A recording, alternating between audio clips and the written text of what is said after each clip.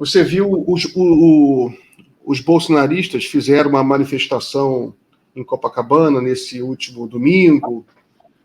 Foi grande, mas foi muito menor do que eles esperavam. Tá? Eles parece que eles consideraram, eles mesmos admitiram que foi um fiasco para a expectativa deles. E talvez até essa movimentação do Lira pegando mais leve, porque o Lira, a direita tinha meio crescido um pouco depois da Avenida Paulista, né, que foi maior, essa segunda foi menor.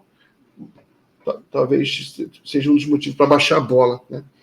Como é que você vê a força do bolsonarismo hoje e como é que você acha que pode impactar aí nas eleições municipais e qual a estratégia, na sua opinião, para lidar com isso?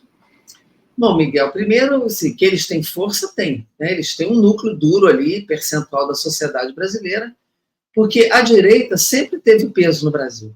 Os integralistas tinham 30%. No golpe de 64, tinha uma importante parcela da sociedade que sustentou o golpe.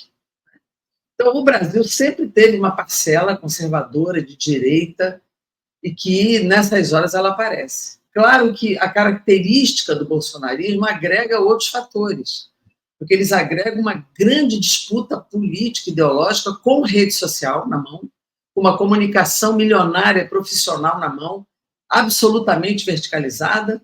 O que um diz, o outro diz, repete, repete, repete. É assim que eles vão batendo a notícia e fazendo a repetição que a comunicação exige. E eles têm hoje instrumentos, né, de consolidação de um certo núcleo e de uma certa posição na sociedade. Então, tem força? Tem. Mas, na minha opinião, o ato de Copacabana mostrou que essa força vem reduzindo. O ato de Copacabana, alguém argumentou na matéria que eu li que era feriado, era domingo. Isso não muda nada para um feriado. Um domingo de sol. Ou seja, Copacabana podia estar lotada.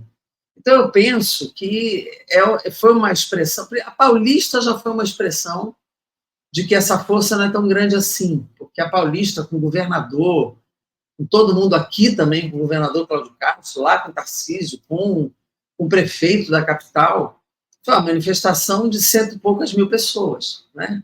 Não foi nem 1 milhão, nem 800 mil, nem 700 mil, como eles já colocaram antes, aquela Paulista com 10 quadras ocupadas. Então, já é uma expressão menor do que eles já conseguiram colocar. E agora, em Copacabana, de fato, foi 17% do que foi São Paulo e metade do que eles botaram lá em setembro de 22. Isso significa que é uma perda de força. É uma perda de força. Até porque o nível de denúncia, de corrupção, de golpismo, de fraudes, isso também vai crescendo e a sociedade também vai ouvindo e vai compreendendo o que significa. E também vai comparando, né, o que era o governo Bolsonaro com a posição do governo Lula. Independentemente de o Lula ter oscilado na pesquisa um pouco para baixo, mas, assim, quando você pergunta se está melhor ou pior, 72% diz que está melhor.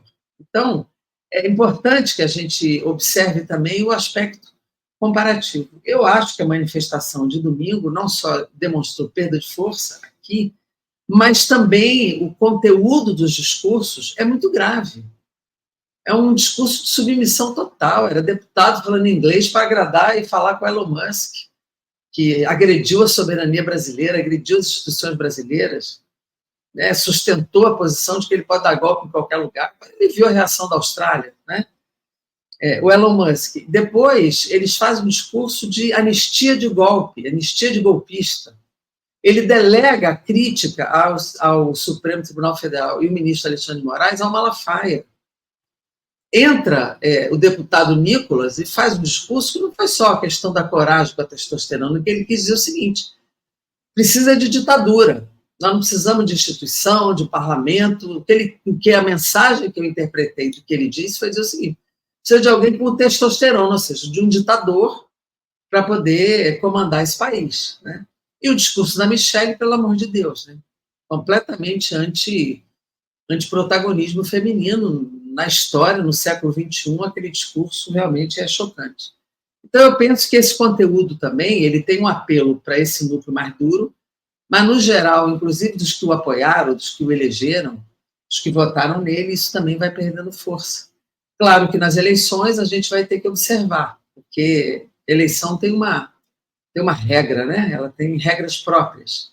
E é claro que eles vão fazer vereadores, é claro que eles vão fazer prefeitos pelo país, mas não acho que será a principal força vitoriosa, como também acho que a esquerda não será. A tendência é ser esse campo mais de centro, que vai ter a maioria das prefeituras brasileiras. Maravilha. Jandira, então, muito obrigado pela entrevista. Forte abraço. Estou à sua disposição. A gente, depois nós vamos fazer uma viagem agora em comitiva aos Estados Unidos, de quem participou da CPMI, para fazer, inclusive, para encontrar com os parlamentares, o presidente, o Husky, da CPI do 6 de janeiro de lá, com parlamentares da CPI do 8 de janeiro daqui, na tentativa de criar uma frente de defesa da democracia, de defesa de valores, né? E a agenda lá está bem intensa, está bem pesada, vai ser de 29 ao dia 2. Estamos indo aí num grupo de 6 parlamentares, 2 senadores e 4 deputados, para a gente ver como é que a gente, inclusive, fortalece essa relação democrática, fazendo, inclusive, uma intervenção pela democracia no Brasil e não o que alguns parlamentares foram fazer lá pedindo retaliação ao Brasil, né?